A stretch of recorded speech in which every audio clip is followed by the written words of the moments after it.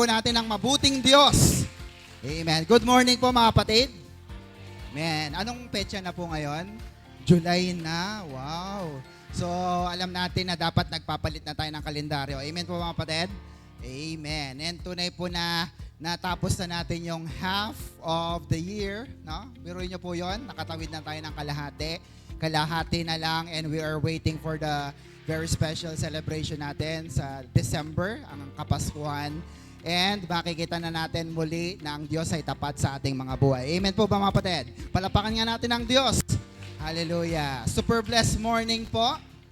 Again, my name is Pastor Gani and tayo po ay mag-aral ng salita ng Diyos for the month of July, tama. Ang ating theme ay Creating a Real Christian Community. Palapakan naman natin yung gumawa po ng ating theme. But before that, let me just give you some few reminders to please silence your phone. Pakisabi sa katabi, pakisilent ang phone.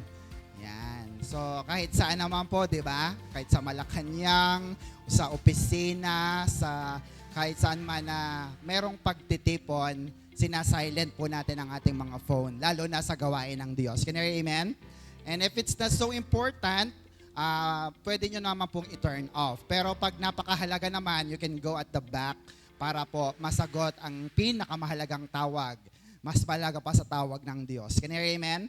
Amen. Also, don't forget to get your pen and your notebook sapagkat naniniwala tayo na ang church ay school. Do you believe that? Hindi tayo narito lang para umupo, para makinig. Narito tayo para mag-aral ng salita ng Diyos. Can you hear amen? Pakilakas nga ng konti, bro. Yan. Also, don't forget to invest and invite. Yan. So, tayo po ay magdala. May dala po ba kayo? Amen. Actually, parang hindi na kailangan kasi punong-puno na tayo. Palapakan nga natin ang Diyos.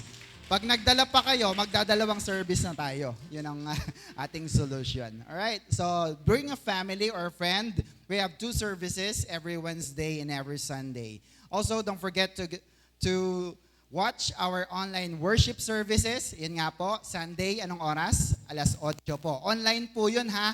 Sabay na sabay ng ating service. I-share nyo na po yan sa mga mahal nyo sa buhay. And every Wednesday po, 6 p.m. ng gabi po. Alright, so salamat po sa ating mga kapatid sa multimedia team and expert na umaalalay sa atin sa oras na ito. Palakpakan nga natin sila.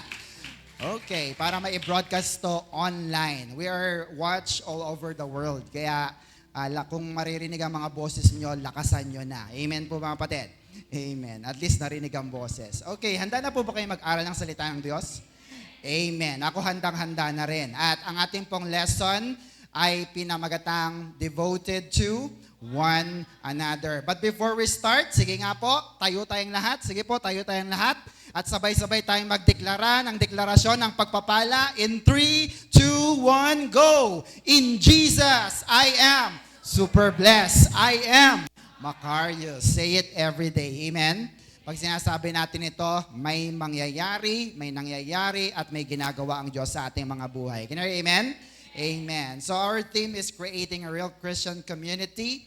Romans chapter 12 verse 10. Basahin lang natin bago tayo umupo. Everybody, be devoted to each other like a loving family. Excel in showing respect for one another. Purihin ang Diyos sa pagkabasa ng kanyang salita. Makakaupo na po tayo. So, sabi po rito, be devoted. No? Being devoted to one another in brotherly love requires a decision. Siyempre, gusto mong maging devoted, determination, gusto mong gawin, and demonstration. Papakita natin. Can you hear amen? We put it into practice, being present, attentive, and expressive, of course, para makita nga ng mga kapatiran na tayo ay devoted sa isa't isa. Pag sinabing devoted, if you look into the encyclopedia, it means very loving and ano pa? Loyal. No? Kaya pala pag sinabing deboto, diba? Ano yun noon? Deboto tayo. Mahal na mahal mo yung ginagawa mo at loyal na loyal ka. Hindi ka mahihila kahit saan. Tama mga kapatid? Amen. So, meaning of this is being devoted to one another ay dapat mas mahalaga ang church, mas mahalaga ang kapatiran, mas mahalaga ang gawain kaysa sa anumang bagay. Can you hear amen? because you're very loving and you are loyal to that ministry. And also, if you dig deeper on the Greek word of the word devoted, it means philos istorgos. Sabi nga natin, philos istorgos. Yan. From the two word, are you familiar? Yung kinds of love. Philos, which is brotherly love, and storgos, which is familial love. So, ang ibig sabihin po nito ay brotherly plus familial love. Cherishing one's kindness, especially parents or children. Magkakapamilya po yan. Also, fond of natural relatives, that is familial or fraternal towards fellow Christian. So, ang ibig sabihin, ang kapatid mo, tingnan mo ang katabi mo ngayon, sa kaliwa, sa kanan, kapatid ang turing mo dyan, hindi lang basta kakilala. Can you hear amen? When you say philos torgos. Amen. May ilang mga pinagsisiksikan ang kanilang sarili sa isang pamilya kasi doon sila nakakatagpo, doon sila nakakaranas ng totoong pagmamahal. Yung care and concern, eka nga. Yung iba naman, mas gusto pa na magstay sa church kaysa sa sarili nilang bahay. Totoo po ba yan?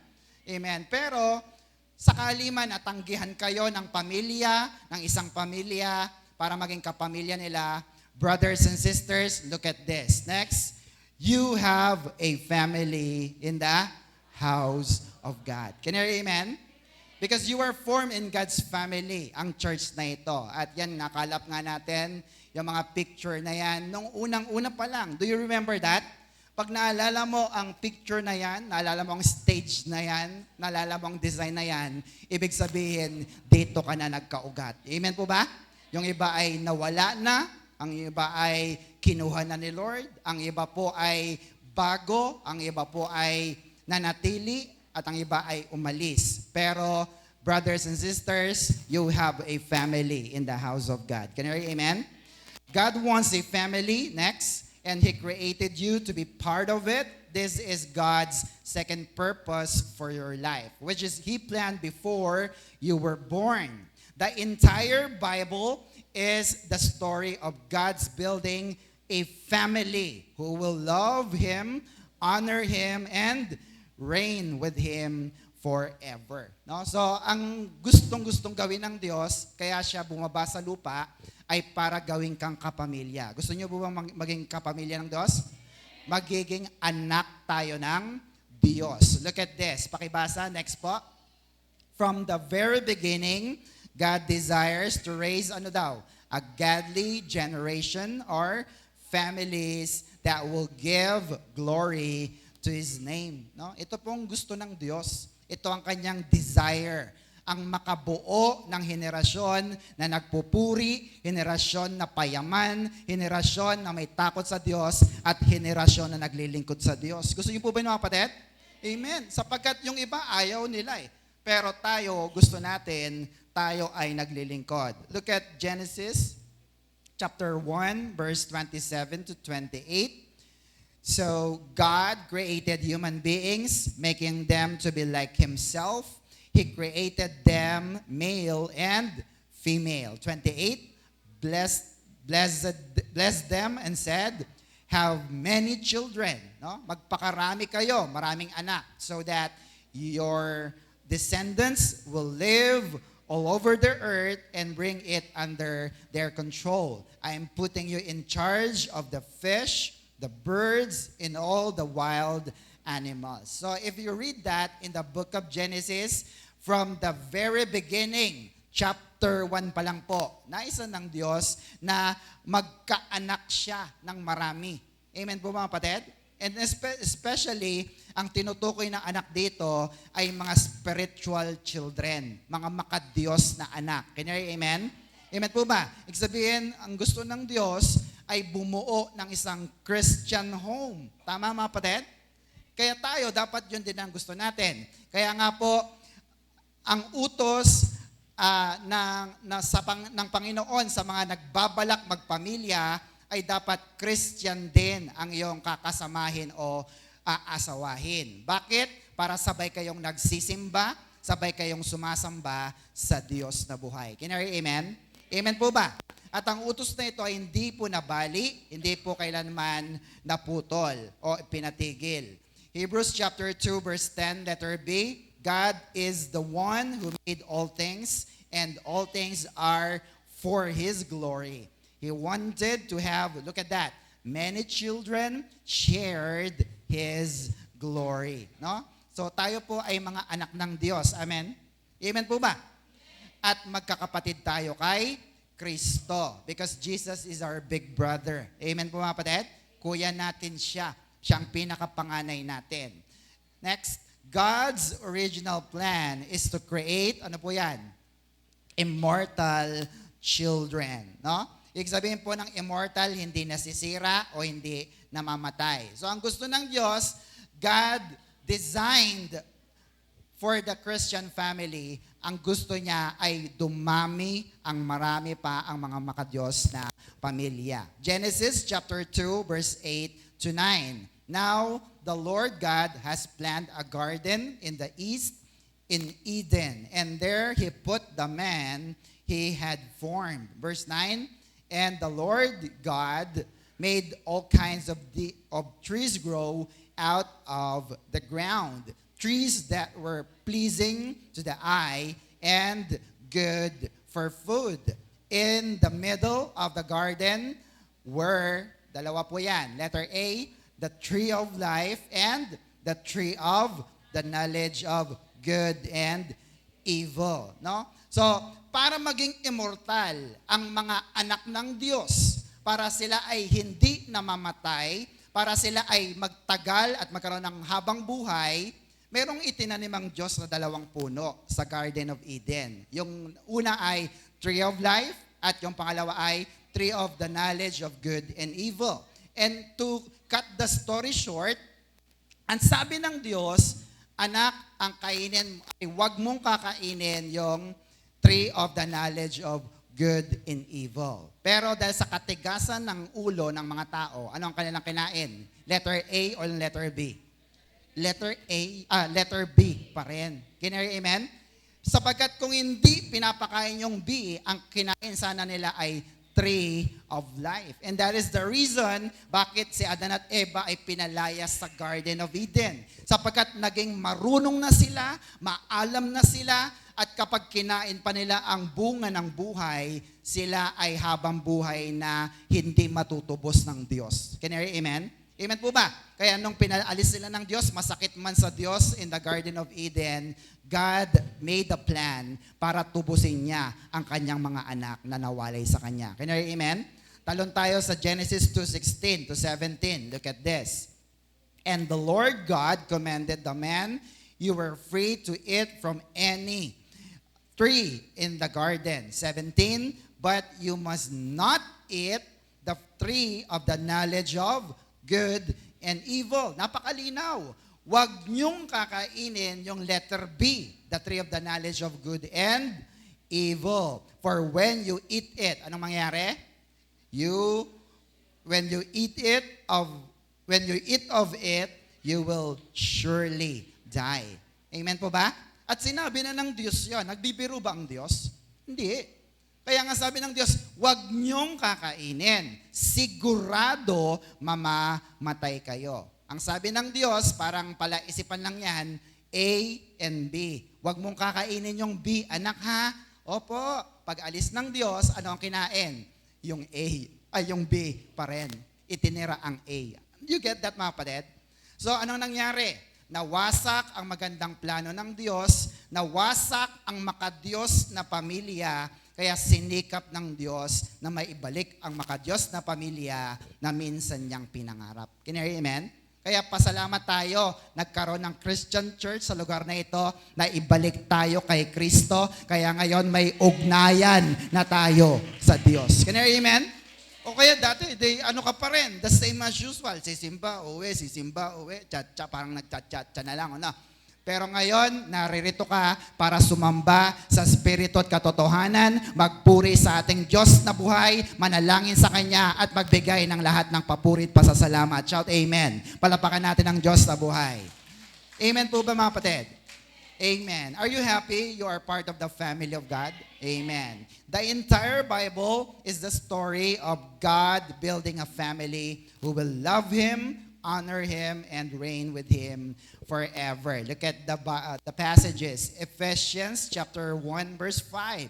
It says, His unchanging plan has always been what? To adopt us into His own family, ampunin, kupkupin tayo, by bringing us to Himself. Kanino? Through Jesus Christ, and this gave Him great pleasure. Look at that. Ikinasisiya, ikinatutuwa ng Diyos na ikaw ay naging Christian na ikaw ay naka-attend sa church na ito, na ikaw ay kabahagi na ng pamilya ng Diyos. Can you hear amen? Kanino? Dahil kay Jesus. Romans chapter 12 verse 5, Christ makes us one body and individuals who are, connected to each other. Sabi nga natin, connected. Yan. Simply means, ang katagang ito ay nangangahulugan ng connection. Sabi nga natin, connections. Do you want connections? Di ba maganda, no? Pag may mga connection ka, because connection is very important. Hindi man tayo magkakakilala, tama? Hindi man tayo magkakadugo o kaya ay magkakamag-anak, nagkaroon tayo ng koneksyon sa pamamagitan ni Kristo. Amen mga kapatid? Kaya nga naging magkapatid tayo nung tinanggap mo si Kristo at tinanggap ko rin si Kristo. Amen mga kapatid? Nung pinaglingkuran mo si Kristo at pinaglingkuran ko si Kristo, naging konektado tayo sa isa't isa. Can you hear amen? Amen po ba? Kaya hindi lahat kapatid mo eh. Tama po ba? Yung iba ay nagpapasya pa lang na sumama sa ating grupo at sabi niya, ang pamilya na yan, gusto ko ganyan din ang gawin ko sa kanila. Can you hear amen? Amen kapatid? And yet, pag hindi mo ginagawa ang ginagawa namin, there is no connection yet. Can you hear amen? At pag walang connection, ano pong mangyayari? Look at this. John 15 verse 5. Sabi ni Jesus, I am the vine, you are the branches. Connection. If a man remains in me and I in him, ano mangyari? He will bear much fruit. Apart from me, you can do, nothing. Napakalinaw po niyan mga kapatid. Kung wala kang koneksyon sa puno, anumang sanga na mayroon tayo, hindi ito magbubunga. Tama mga kapatid? Amen po ba? Kaya kung wala si Kristo, kahit anong pilit natin na magkasundo, hindi tayo magkakasundo. Amen mga kapatid? Because siya ang puno, tayo ang mga sanga, tayo ay nakakonect lang sa puno na yon, kaya nagkakaroon tayo ng ugnayan sa isa't isa. Alisin mo si Kristo sa equation, wala po tayong pagkakakilala sa isa't isa. Kaya amen? Ang ginagawa ba natin is for the King and His kingdom? Amen. Palapakan nga natin ang Diyos na buhay. Bakit ka gumising ng maaga? Bakit ka nagpunta sa church? Bakit ka nagpapagal sa paglilingkod sa Diyos? Para ba kay pastor? Para ba sa kapatid mo? Dahil ba may piniplease kang tao? No. Kaya mo ito ginagawa ay para sa kapurihan ng Diyos na buhay. Shout amen. Palapakan natin ang Diyos na buhay. Are you with me mga kapatid? So, dahil gusto ng Diyos na mabuo muli ang makadiyos na pamilya, ibinaba ng Diyos ang kanyang sarili. Amen po ba? Siya ay Diyos at Hari. Siya ay pinakamakapangyarihan. Siya ay pinakamataas. Could you imagine that? Amen po ba? Kumbaga, sabi natin, presidente siya. Pero dahil mahal na mahal niya tayo, ang kanyang pwesto bilang Diyos, bilang Hari, ibinaba niya sa pagiging Ama, tatay. Kinari, amen? Sapagkat walang makaabot sa Hari, wala. Pero kung siya ay nagpakababa bilang Ama para sa atin, then we can call God Abba, Father. Kinari, amen? Amen po mga kapatid. Bakit? Sabihin niyo sa akin kung bakit. Mahal na mahal ka ng Diyos. Amen mga kapatid? Sige, sabihin sa katabi, mahal na mahal ka ng Diyos. Sabihin sa sarili, mahal na mahal ako ng Diyos. Amen mga kapatid? Sino ba naman ang sabi nga nila, nasa kama ka na, bababa ka pa ba sa sahig? Walang gagawa nun na tao. Pero ang Diyos na napakabuti, ang Diyos na mahal ka, bumaba sa langit, niyakap ang ating karumihan upang tayo ay maging kabahagi sa pamilya ng Diyos, uuwi sa langit. Pumalakpak na po ang lahat ng uuwi sa langit. Shout Amen! Palapakan natin ang Diyos. Amen. Ang dating nawasak na plano ng Diyos ay muling binuo ng Panginoon at unti-unti niyang ibinalik. Sa papaanong paraan? John 3 verse 16. Napaka-familiar verse. For God so loved the world that He gave His one and only Son. Sino po yan? Jesus. Very good. That whoever believes in Him shall not perish but have eternal life. Zoe, God's life. Is that what God wants in Genesis chapter 1? Sabi ng Diyos, kainin mo ang letter A. Huwag mong kainin ang letter B, knowledge of good and evil. Bakit? Gusto ng Diyos ng tree of life para magkaroon ka ng buhay na walang hanggan. At sinabi ni Kristo kanina sa John 15, siya ang puno. Amen? He is the tree of life. Ibinigay ng Diyos ang kanyang kaisa-isang anak, si Jesus, para ang sino mang tumanggap sa kanya ay magkaroon ng buhay na walang hanggan. Ganyan, amen? Amen po mga kapatid. Sige, palapakan natin ang Diyos na buhay. Zoe is the best solution. Amen po ba? Pwede mong pakainin ang pamilya mo ng masasarap na pagkain, masusustansyang pagkain, mamahaling pagkain, pero mamamatay din yan kalaunan. Tama mga kapatid? Amen po mga kapatid? Kahit ikaw mamamatay, pero pag pinakain mo ang iyong pamilya ng tinapay ng buhay, look at the verse, brothers and sisters. Ang sino mang naniwala kay Jesus ay magkakaroon ng buhay na walang hanggan. Shout amen. Palapakan natin ang Diyos na buhay. That's the purpose. Bakit ka nabubuhay? Bakit ka nagtatrabaho? Gusto mong mabuhay. Tama mga kapatid? And yet, nasa harap mo na. Inihahain na ng Diyos, anak, ito kailangan mo, buhay na walang hanggan. Kaya sabihin sa katabi, huwag kang absent sa ating pag-church. Mga kapatid? Kasi kumakain tayo ng tinapay ng buhay. Are you with me mga kapatid? Amen. So, dahil ang tao po ay nagkasala, tayo po ay nagkaroon ng kahirapan, karamdaman, at kamatayan. Brothers and sisters, the best solution is eternal life. Paano tayo naging anak ng Diyos? John chapter 1 verse 12. Some, however, did receive Him and believe in Him, Jesus, so He gave them, look at the verse, He gave them the right to become, God's children. Amen mga kapatid? Yung DNA ng Zoe, God's life, ay isinalpak sa ating mga buhay. Isinaksak sa ating born-again spirit, sa ating pagkatao, para magkaroon tayo ng buhay na walang hanggan. Are you with me, mga kapatid? At sinong kayang magbigay ng karapatan na yan? Ikaw ba? Hindi. Ang Diyos ang nagbigay ng karapatan. He gave the right to become God's children. So you would realize, it is a tough decision. Mag-church ba ako dyan? Tatanggapin ko ba si Kristo? Maglilingkod ba ako sa Diyos? It is your choice. Sapagkat kung naniniwala ka, tinanggap mo si Jesus, ikaw ay binigyan ng karapatan na maging anak ng Diyos. Shout amen. Palapakan natin ang Diyos sa buhay. Are you with me mga kapatid? At kung anak ka ng Diyos, ikaw ba'y uupo lang? Sa bahay niyo po pa, yung mga anak niyo nakaupo lang? Tapos si nanay, tatay, nagkukumahog, naglalaban. O mga anak, upo lang kayo. Cellphone pa more. Wi-Fi, password, eto na. Wala ka ng load? Sorry. Are you with me, kapatid? But yet, we could understand that because we are family, gumagawa ka sa bahay ng Diyos. Palapakan natin ang Diyos sa buhay. Are you with me, kapatid? Galatians 3:26-29. So you are what? All. Sabi nga natin, all. So you are all children of God through faith in Christ Jesus. 27, and all who have been united with Christ in baptism had been made like Him. No?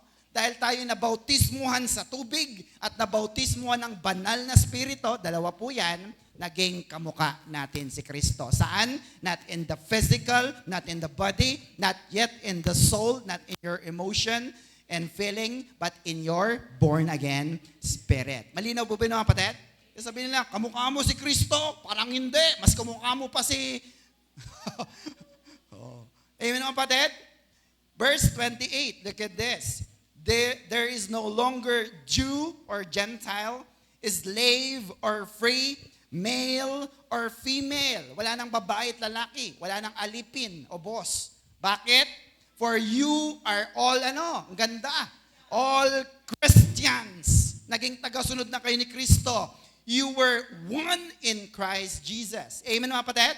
But if you don't believe in Jesus, of course, hindi ka papayag na magsara tuwing linggo para lamang maglingkod sa Diyos kasi hindi ka pa kaisa kay Kristo. Can I hear amen? Amen po ba? And yes, sabi, you are one in Christ Jesus. And now that you belong to Christ, do you belong to Christ?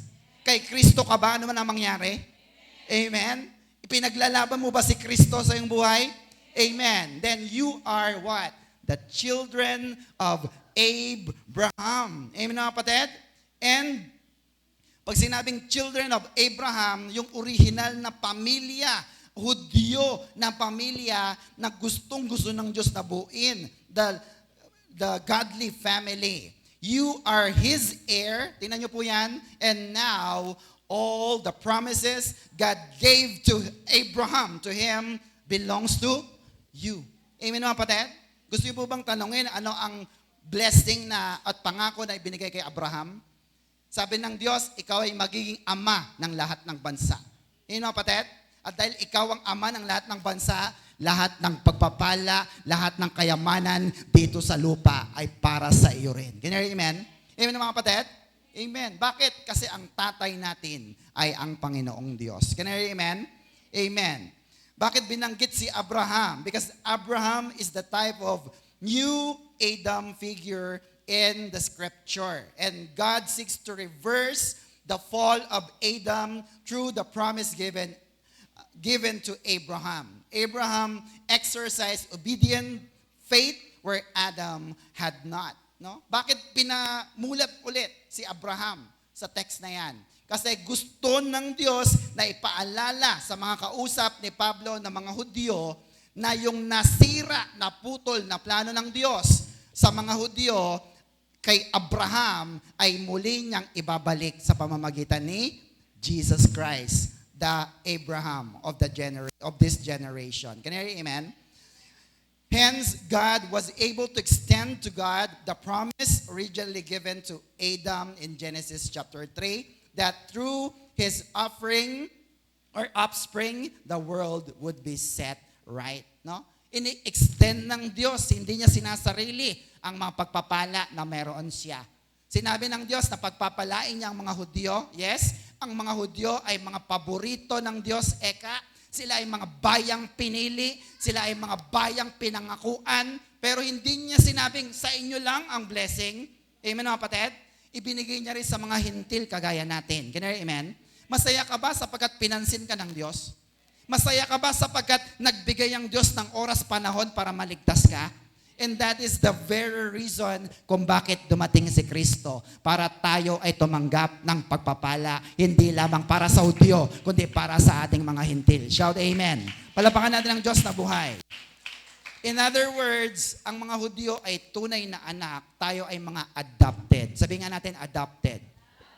Ampon, kinupkop. Pero sa batas ng tao, anumang kinupkop o inampon ay may kasing karapatan ng tunay na anak at mas higit pa. Can you hear amen? Amen, mga kapatid. Pag hindi mo yan naalagaan mabuti, pag hindi mo yan napalaki ng mabuti, pwede yang kuhanin sa'yo at pwede kang makulong. Can you hear amen? Amen, mga kapatid? Amen. So we need to understand that the Lord has given us the right to become children of God. Masaya ka ba dahil anak ka ng Diyos? Amen. Romans chapter 5 verse 19, look at this. For just as through disobedience of one man, sino yan? Adam, the many were made sinners. Dahil kay Adan, nagkasalang lahat. So also, look at the contrast. So also through the obedience of one man, sino yan? Jesus, the many will be made righteous. No? Nakita niyo po yon? Dahil kay Adan, nung una pa lang sa Genesis, nagkasala lahat. Walang karapatan na pumunta sa langit. Pero dahil kay Jesus, tayo ay naging matuwid na. Amen, mga kapatid? Verse 20, the law was added so that the trespass might increase. Ibinigay ng Diyos ang batas para ipakita na marami na silang hindi nasusunod. Amen, mga kapatid? Magbigay ka ng batas kahit sa anumang organisasyon, hindi naman nasusunod eh. Tama, mga kapatid? Kaya ano na lang ibinigay ng Diyos? Grace. Sabi nga natin, grace. Biyaya. Bakit? But where sin increase, ang pagsuway ay dumadami, ang hindi pagsunod ay dumadami. Look at the contrast. Grace increase all the more. Tama, mga kapatid? Kaya ang choice ng Diyos ay magpatawad, ng magpatawad, ng magpatawad, ng magpatawad. Kasi ang tao, alam niya, natural na magkakasala at magkakasala. Can you hear amen? Amen, mga kapatid? Sino sa inyo ang hindi nagkasala mula kaninang pagising ng umaga? Meron po ba? Amen, mga kapatid? Sige, sabihin sa katabi, buti tao ka. At yun ang tao, nagkakamali. Tama, mga kapatid? And many people think na kapag nagsabi ka lang ng, sorry na, that will fix everything. Hindi po eh. Yung sorry mo ay pampalubag-loob lang, pero the damage has been done. Are you with me, mga kapatid? Amen po, mga kapatid? Amen. Kaya ang gusto ng Diyos ay grace o biyaya na lang, sapagkat anuman ang gawin mo sa Kanya, saktan mo man ang Kanyang puso, hindi niya natitignan na yung kasalanan, titignan niya na lang ang dugo ni Kristo na nagpatawad sa atin at lahat tayo ay pupunta sa langit. Hindi nagalit ang Diyos sa iyo. Shout amen. Palapakan natin ang Diyos. Masaya ba kayo hindi galit ang Diyos sa atin? Pag hindi galit sa iyo ang Diyos, kaibigan Kanya. Same thing sa tao. Amen? Amen po ba? Amen. Verse 20. The law was added so that the trespass might increase, but where sin increased, grace increased all the more. So that just as sin reigns in death, so also grace might reign through righteousness to bring eternal life. Kanino? Through Jesus Christ, our Lord. Amen po ba, mga kapatid? So ito po yung malaking dahilan kung bakit ibinigay si Jesus. Sapagkat kay Adan, lahat ay nagkasala, pupunta sa impyerno, mamamatay. Pero dahil ibinigay, dumating si Jesus, lahat naman ay may biyaya at lahat ay may buhay na walang hanggan. Can I amen? Amen. Ang kompletong pagsunod ni Jesus ang tumupad sa lahat ng pangako ng Diyos. Tama, mga kapatid? Ikaw ba kaya mong sumunod sa 10 utos? Hindi kaya. And hindi lang yun po yun ang utos ng Diyos. There are 400 plus na utos pa ng Diyos. Pero dahil kay Kristo, 2 na lang ang kanyang ginawang utos. Ano po yun? Mahalin mo ang Diyos at mahalin mo ang iyong kapwa at nasunod mo na ang lahat ng utos na iyan. Can you hear amen? Amen. Tingnan niyo po. 2 Corinthians 1 verse 20. For all God's promises had been fulfilled in Him. Sabi nga natin, fulfilled. Natupad na. Kanino? Kay Jesus. That is why we say, Amen, when we give glory to God through Christ. Amen po ba? Amen po ba, mga kapatid? Sabi ng iba, itong mga Christian na to, amen ng amen. Amen ng amen. Naintindihan niyo po bang ibig sabihin pag nag-aamen tayo? Do you agree? You agree with what the person is saying. At sabi ng verse, lahat ng pangako ng Diyos natupad na ni Kristo, kaya nag-aamen tayo. Let me give you an example. Pag sinabi ng Diyos na magaling ka na, anong sasabihin mo? Amen. Pag sinabi ng Diyos na yayaman ka ngayong taon, anong sasabihin mo? Amen. Pag sinabi ng Diyos na makakatapos ang lahat ng anak mo, anong sasabihin mo? Amen. Sapagkat ang plano ng Diyos ay bigyan ka ng magandang buhay.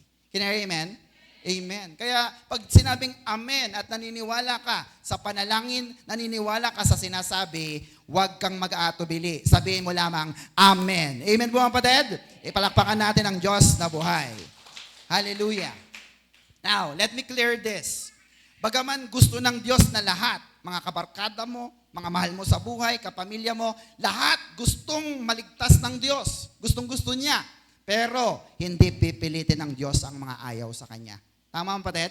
Kaya kung nahihirapan man kayo, it's your own effort to get the crown. Can you hear, amen? Kasi pag nadala mo naman sila, may corona ka sa langit. Bakit? Look at the verse again. John 3:16. Hindi ka pipilitin ng Diyos. For God loved the world so much that He gave. What was that? He gave His Son, His only Son, so that everyone who believes in Him may not die, but have eternal life.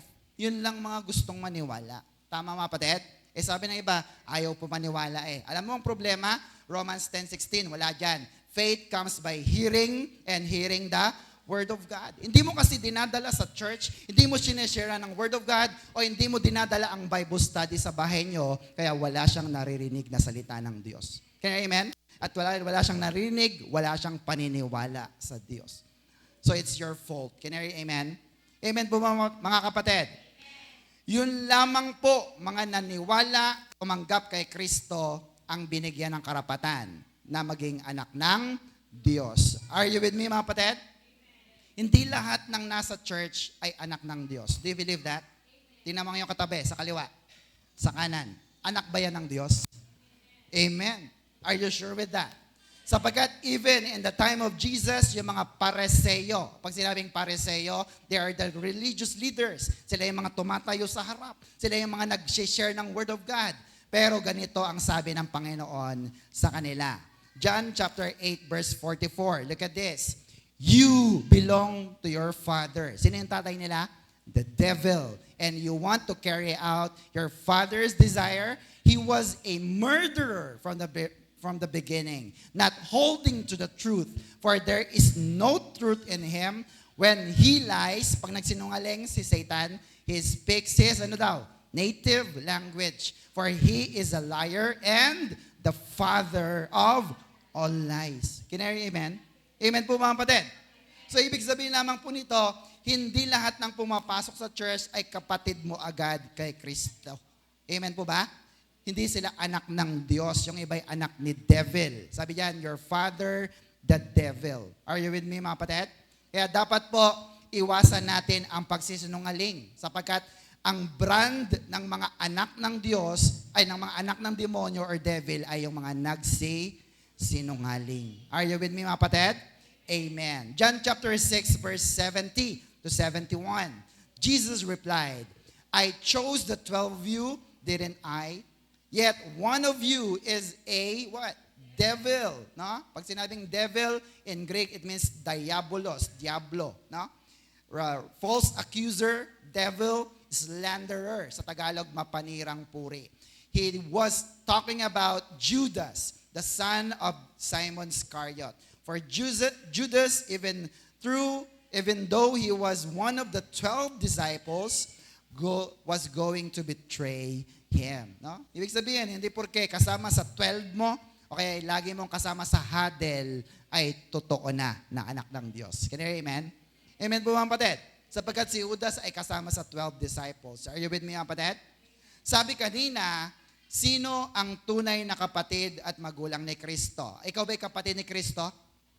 Ikaw ba ay tunay na anak ng Diyos? Amen. Look at this. Mark chapter 3 verse 35. Ito ang basihan. Anyone who does God's will is my brother and sister and mother. No? Sino daw po yung mga totoong kapatid ni Kristo? Yung gumagawa ng kalooban ng Diyos. Tayo malalaman mo, kalooban mo ba, Lord, na magsimba ako? Kalooban ba? Amen. Kalooban mo ba, Diyos, na magbigay ako? Kalooban po ba? Kalooban mo ba, Lord, na ako'y manalangin? Amen. Amen po mga kapatid. So if you do that, ikaw nga ay tunay na kapamilya ng Diyos. Can you hear amen? Amen po ba? Now, ask yourself, pagka hindi mo nagagawa yung mga bagay na pinapagawa ng Diyos, yung gusto ng Diyos, baka hindi ka pa anak ng Diyos. Amen? Amen. Next, the only way to get into God's family, paano daw? Is by being born again into it. Amen po ba? Kaya nga po dito lumabas yung kataga na born again. Sabi nga natin, born again. Mas kilala po ito sa spiritual birth na tawag. Ang born again, hindi religion. Minsan allergic ang mga tao. Born again is a relationship. Amen po ba? Ikaw ay ipinanganak muli, hindi sa laman, kundi sa iyong espiritu. Kaya ka naging anak ng Diyos. Can I hear amen? Amen. Gusto niyo po ba na maging bahagi ng pamilya na ito? Then you must be born again. May panganak muli ang iyong espiritu. 1 Peter chapter 1 verse 3. How? God has given us the privilege of being born again so that we are now members of God's own family. Amen po ba? Kaya yung makasama ka po rito sa loob ng church, it is a privilege. Tama mga kapatid? Let me give you the insight. Sa milyon-milyon, libo-libong tao na hindi nakakakilala kay Kristo, lahat sila ay pupunta sa impyerno. Amen mga kapatid? Pero buti na lang, sabi sa katabi, buti na lang, in-invite ako dito. Napunta ako sa pamilyang ito. Kaya naman ikaw ngayon ay may pribilehiyo na maging anak ng Diyos, pupunta sa langit, tagapagmana ng lahat ng meron sa langit. Shout amen. Palapakan natin ang Diyos na buhay. Are you happy with that? Amen. Masaya tayo. Kasi pribilehiyo natin na tayo maging anak ng Diyos. Amen. Sabi ng isang quotation, next, born twice, die once. Amen po ba? Kaya sabi nila, itong born again na to, 2 beses pinanganak eh. Totoo naman, pinanganak ka sa laman at pinanganak ka pa sa spirito. Amen po ba? At pag nangyari yon, 1 beses ka na lang mamamatay kung loloobin ng Diyos. Dumating ang Diyos, nasagasaan ka, patay. Pero kung hindi ka man mamatay, so ibig sabihin, body and soul ay dadagiting ka at dadaling ka ng buong buo sa langit. Can you hear amen? Amen po ba mga kapatid? Amen. You become part of the human family by being birthed with human, but you become a member of God's family when you are given birth by the Holy Spirit. This is the second birth ng mga anak ng Diyos. Amen mga kapatid? Amen. Bagaman ang imbitasyon para sa lahat ng tao na makasama sa pamilya ng Diyos ay para sa lahat, hindi lahat ay makakasama rito kung hindi naniniwala kay Jesus. Do you believe that, mga kapatid? Kahit yung anak mo, mahal na mahal mo, pero hindi mo nadadala sa church. Kahit na ang iyong jowa ay mahal na mahal mo, hindi mo nadadala sa church. Kahit ang asawa mo ay mahal na mahal mo, pero hindi mo nadadala sa church at hindi siya nakakilala kay Kristo. Brothers and sisters, hindi po nyo makakasama ang mahal ninyo sa buhay sa langit. Are you with me, mga kapatid? Amen po mga kapatid? Amen. Nalulungkot ba kayo doon? Okay lang. Sige na. Pero kung hindi kayo masaya, dalhin ninyo ang inyong mga mahal sa buhay. Invest and invite. Don't forget to bring a family and friends to the church. Shout amen. Palapakan natin ang Diyos sa buhay. John 1:12-13. Tingnan niyo po. But to all who believe Him, Jesus, and accepted Him, si Jesus pa rin yun, He gave the right to become children of God. 13, look at this. They are reborn. This is not a physical birth resulting from human passion or plan. This rebirth comes from God, spiritual birth. No? So meron talaga tayong pangalawang kapanganakan. Kaya okay lang kung sabihin nila, ito paulit-ulit pinanganak eh. Okay lang yon. Pagkat hindi nila naintindihan na hindi physical, kundi spiritual na kapanganakan. Galatians chapter 3 verse 26. So you are all children of God through ano daw? Faith in kanino? Christ Jesus. Amen mga kapatid? Ikaw ay naging anak ng Diyos sa pananampalataya. Naniniwala ka ba kay Jesus? Amen. Kung naniniwala ka, through faith in Christ, ikaw nga ay tunay na anak ng Diyos. Amen. Question, next. Do you want to have a godly family? Yung pamilya mo ngayon, gusto mo ba na maging makadiyos na pamilya? Ito bang yung pangarap? Ito bang yung gusto na sama-sama buong pamilya ay naglilingkod sa Diyos? Well, of course, pag sinabing Christian home, Christian family, hindi ibig sabihin ng perfect. Tama mga kapatid? Kasi sabi nila, yan bang Christian? Yan bang Christian? Hindi nila maunawaan Ang perfect sa'yo ay ang yung spirit, pero ang yung soul and your body is in process. Sabi nga natin, in process. And yet, if you become God's children, then you can create a godly family. Are you with me, mga kapatid? Amen po ba? Gusto niyo po bang makadiyos ang inyong pamilya? O yung gusto nyo ay nagmumurahan, no? Mura dito, mura doon. Paggising mo pala ng umaga, narinig mo na puto bongbong, puto kutsinta, puto seko, lahat na ng puto na may cheese, binilagay na. Andiyan po mga kapatid. Amen. Minsan may isang story, mayroon pong nag-aaway na mag-asawa at madalas naririnig ito ng anak nila. Kaya yung anak nila naglayas. At nung siya nasa layasan, tinanong siya ng tao. Sabi ng kalaro niya, sino ang tatay mo? Sabi niya, demonyo. Sino naman ang nanay mo? Demonya. Saan kayo nakatira? Sa impyerno. Bakit? Kasi yun ang lagi ko naririnig. Pag nag-aaway sila, demonyo ka! Demonya ka rin! Pangkalayas na nga sa impyernong bahay na to. Nakuha niyo mga kapatid? Amen. Sabi sa baba, your child will follow your example, not your advice. Tama mga kapatid? Pwede kang maging mabait na magulang, pero kung hindi nakikita ng Diyos ang makadiyos na pamilya, lahat ng iyong pagpapagal ay mawawala. Amen mga kapatid? Amen po ba? Kaya dapat naisin mo na magkaroon ng makadiyos na pamilya. Palapakan natin ang Diyos na buhay. Pangarap ng maraming magulang na magkaroon ng makadiyos na pamilya. Tama mga kapatid? Gusto ko talaga silang dalhin, Lord. Kaya lang hindi ko madala. Amen po mga kapatid? Pero hindi ito magkakaroon ng katuparan kung wala ang tulong nyo. Sabihin sa katabi, kailangan ng tulong mo. Amen po mga kapatid? One biblical principle for raising a godly family is this. Next po. Godly families begins with what? Godly marriages. Let me repeat that. Godly families begin with godly marriages. Amen po ba mga kapatid? Kaya sa mga nagbabalak mag-asawa, dapat simulan natin sa pinakapuno. Ano po yun? Kailangan pareho kayong Christian. Amen mga kapatid? Because godly families begins with godly marriages. Pag mali ang umpisa, tingin kayo sa akin, mali na rin ang dulo nito, and it could end up in broken marriages. Are you with me mga kapatid?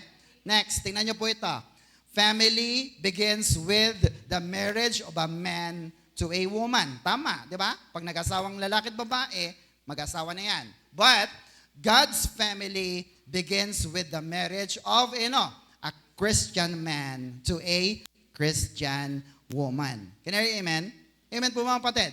Tatanungin ko kayo, malaki ba ang tsansa na maging mabait ang iyong mapapangasawa kung may Kristo siya sa puso? Malaki ba ang tsansa? Ngayon, kung wala naman, malaki rin bang tsansa na, alam mo na, uuwi ng lasing at aalis ng lasing. Eh mga kapatid, at sabi, walang pagkain dito. Oh? Are you with me mga kapatid? Now, let me tell you this. Sabi ni Pastor Gani, if you honor God in your marriage, God will bless your marriage. Do you believe that?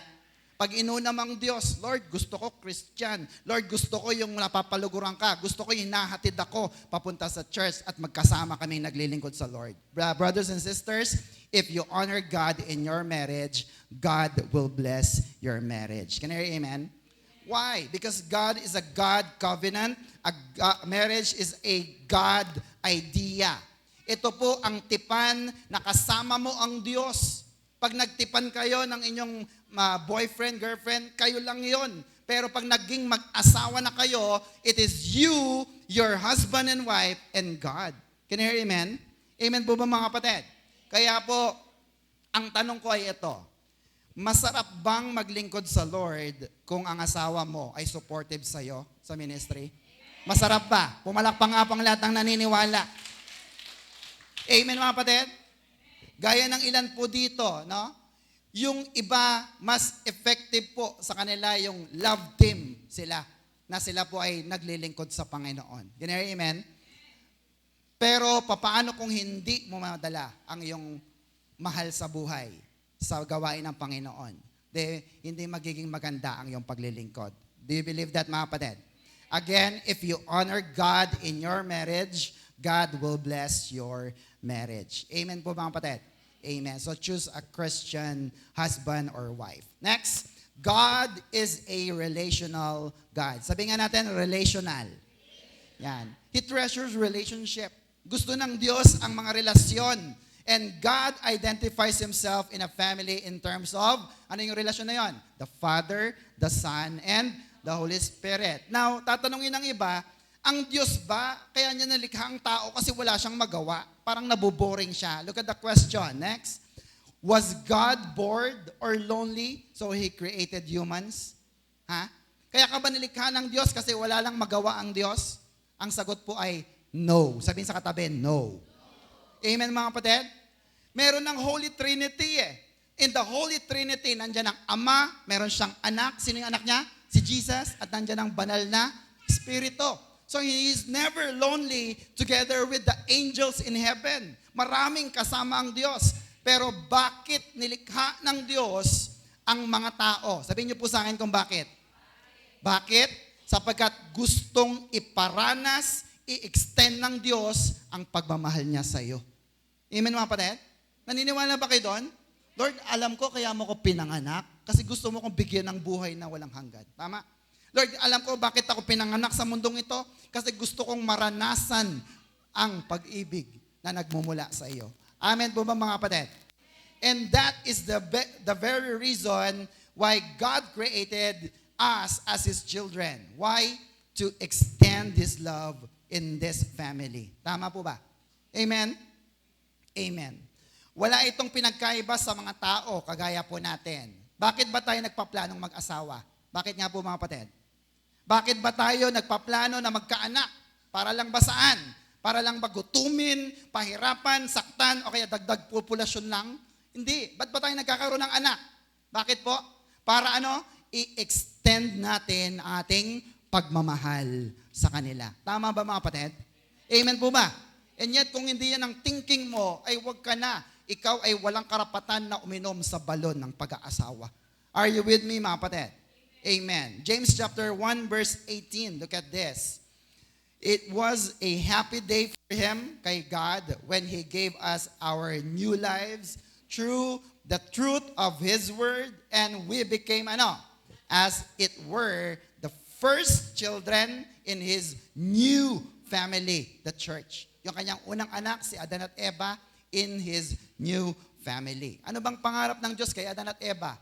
Magkaroon ng buhay na walang hanggan. And look at us now. Because of Jesus Christ, in His family, in this church, lahat ng tumanggap, lahat ng naniwala, ay binigyan ng karapatan na maging anak ng Diyos. May buhay na walang hanggan. Pumalakpak ang lahat ng naniniwala. Are you with me, mga kapatid? Masayang-masaya si Lord. He was very happy. Nung time na umapak ka sa tiles na yan, papasok dito sa church, masayang-masaya ang Diyos. Kasi naging anak ka na ng Diyos. Can I hear amen? Amen. Hallelujah. Next, malapit na po tayong matapos. Your spiritual family is even more important than your physical family. Do you believe that? Amen? Sa Tagalog, yung iyong spiritual na pamilya, yung iyong church, mas importante pa kaysa sa iyong personal na pamilya. Tama ba, mga kapatid? Bakit? Sabihin niyo sa akin, bakit? Andiyan ang reason. Because it will last forever. Ano yung maglalast forever? Your spiritual family. Amen po ba, mga kapatid? Amen po ba? Parang ayaw maniwala. Talaga namang, wala namang masama na, Pastor, mas mahal ko yung pamilya ko eh. Tama, mga kapatid? But let me tell you this. Walang forever sa mga tao, pero kay Lord meron. Amen? Sige, palapakan natin ng Diyos. Are you with me, mga kapatid? Kaya nga po kung ang iyong kapamilya hindi mo nadala sa Lord, dumating ang Diyos, dinagit ka na sa langit, sila ay papunta roon, pabulusok sa baba. Are you with me, mga kapatid? Amen? Kaya ang goal natin, madala natin silang lahat sa church. Para pag dinagit tayo ng Diyos, mga anak, tara na. Shh. Pupunta tayong lahat sa langit. Can I hear amen? Dahil sa Diyos lamang may forever. Can I hear amen? Kaya nga po sa pag-aasawa, dapat parehas kayong Christian para makita pa rin natin sa kabilang buhay ang ating mga mahal sa buhay. Can you hear amen? Amen po ba mga kapatid? Ka-ministry mo, kasama mo sa iyong paglilingkod. Bakit kapag ganyan ang iyong ginawa, ano man na mangyari, sama-sama kayo sa loob ng ating church at pupunta tayo sa langit. Can you hear amen? Palapakan natin ang Diyos na buhay. In Christ, look at this. Pag pinili mo ang family of God, in Christ, we never become fatherless. Amen? Kay Kristo, you never become motherless. Kay Kristo, you never become childless. Tama mga kapatid? Kaya nga tingnan nyo, sa church, safe na mag-celebrate ng Mother's Day, ng Father's Day, at ng Children's Day. Kung yung mamarapatin. Bakit? Sabihin niyo sa akin kung bakit. Kasi dito sa church, marami kang nanay. Amen? Marami kang tatay. At marami kang anak. Kahit literally, wala kang anak. Kahit literally, wala kang nanay. Wala kang tatay. Why? Because you have a family in the house of God. Shout amen. Amen mga kapatid? Kaya sabihin sa katabi, huwag kang malulungkot. Kasi yung iba, alam naman natin ang story ng ibang mga kapatid. Walang mga magulang, walang mga nanay, walang tatay. Yung iba, wala pang mga anak. Mga kapatid, huwag malulungkot because you have a family in the house of God. Can you hear amen? And if you devote yourself in the church, lahat ng mga bata na yan, yung mga kakute, ay nung nakaraan po yung cute party namin, may dinalang kakute na baby. Si Faith. Ano pangalan ng Faith, no? Grabe, sabi ko, ampunin ko na to. Bakit? Ituturing mo na anak, ituturing mo yung bata na yon na parang sa iyo. Can you hear amen? And ganun po ang gusto ng Diyos sa atin. Lahat ng pumapasok sa loob ng church na ito ay ituturing mo na mahal mo rin sa buhay. Shout amen. Palapakan nga natin ng Diyos. Tingnan mo yung katabi. Tingnan mo yung katabi. Sa kaliwa. Sa kanan. Payag ka ba na kapatid mo yan? Amen. Sabi ng iba, wala na bang iba, Lord? Wala ka nang magagawa. Sa katabi, wala ka nang magagawa. Dahil tumanggap siya kay Kristo, tumanggap ka ang iyong ugnayan. Kayo ay magkakapatid na kay Kristo. Shout amen. Palapakan natin ng Diyos. Are you with me mga kapatid? Masaya ka ba? Part ka ng OCW family? Amen. Last two verses. 1 John 3 verse 1. Sabay-sabay. So, how very much our Heavenly Father loves us, for He allows us to be called His children, and we really are. Amen mga kapatid? Tignan mo, masayang-masaya ang Diyos. Mahal na mahal tayo ng Diyos at pinayagan niya na tawagin niya tayong anak ng Diyos. Ikaw ba ikarapat dapat tawagin anak ng Diyos? Amen. Yung iba, yung totoo. Totoo ba? Na, Lord, ako, anak mo? Excuse me. Pero binigyan niya ng karapatan. Amen mga kapatid? He allows us to be called His children. Kaya pag nakita ka ng tao, ay hindi lang yan basta si Isagani. Yan ay anak ng Diyos, naglilingkod sa Diyos. Shout amen. Palapakan natin ng Diyos na buhay. Parang ganito lang yan eh. Anak ni Mayor yan. Huwag niyong kakantiin. Anak ni Presidente yan. Bigyan niyo ng upuan. Kaya amen? Merong pagtrato sa iyo ang mundo at ang spiritual world kasi anak ka na ng Diyos. Hindi ka kakayang kantiin ng demonyo. Hindi ka maghihirap. Hindi ka magkakasakit. At hindi malulugi ang iyong negosyo. Bakit? Anak ka ng Diyos. Shout amen. Palapakan natin ang Diyos na buhay. May natutunan po ba kayo? Amen. Last verse na po. Romans, tayo po tayong lahat. Romans chapter 12 verse 10. Everybody, be devoted to each other like a loving family, excel in showing what? Respect for each other. Amen po ba? Hindi abusado. Sabi sa katabi, hindi abusado. Nagmamahalan, di ba? Nagre-respetuhan, naggagalangan sa isa't isa. Amen? So what's our Macarius challenge? Everybody, devote yourself in God's family. Isa pa nga po, devote yourself in God's family. Nawa po, lagi nating piliin ang ating mga ka-church. Amen? Lagi mong piliin ang iyong family in Christ. Amen po ba mga kapatid? Bakit? Sabihin niyo sa akin bakit? Dahil tayo rin naman ang magdadamayan. Tama ba? Tayo rin ang magtutulungan. Kapag tinanggihan ka ng ibang tao, ng ibang pamilya, brothers and sisters, you have a family in the house of God. Amen mga kapatid? Tayo po'y manalangin. Panginoon, salamat po sapagkat tinawag mo kaming anak. At ito na po ang pinaka mahalagang tawag na pwede naming makamit sa aming pagkatao. Hindi engineer, hindi doktor, hindi madam, hindi sir, hindi presidente o hari, kundi anak. Panginoon, salamat po for you have brought us in this place, in this family. At dahil binigyan mo kami ng karapatan na maging anak mo, kami ay may karapatan na maging tagapagmana ng langit. Buhay na walang hanggan. And of course, Lord, dahil kami tagalangit, lahat ng biyaya, pagpapala na nasa langit, pwede naming hilain pababa dito sa lupa upang kami ay lalong maging mapagpala. Gaya ng panalangin tinuro mo sa amin, Thy kingdom come on earth as it is in heaven. Panginoon, dalangin po namin na i-cherish namin ang pamilya na ito na pinagkaloob mo sa amin. The OCW MMI family. Na lagi naming pipiliin ang iyong gawain, lagi naming ipaglalaban ang iyong gawain upang marami pa ang maligtas para sa iyong kapurihan. Father, thank you for reminding us to devote ourselves in God's family. And we bring you back all the praises, all the thanksgiving, and all the members of the family of God says, Amen. Amen. Palapakan po natin ang Diyos na buhay. Ano po ulit ang ating Macarius Challenge, everybody? Devote yourself in God's family. To God be all the glory. Palapakan po natin ang Diyos. Are you blessed? Super. Sige po, kung tayo pinagpala, pagpalain po natin ang Diyos through giving.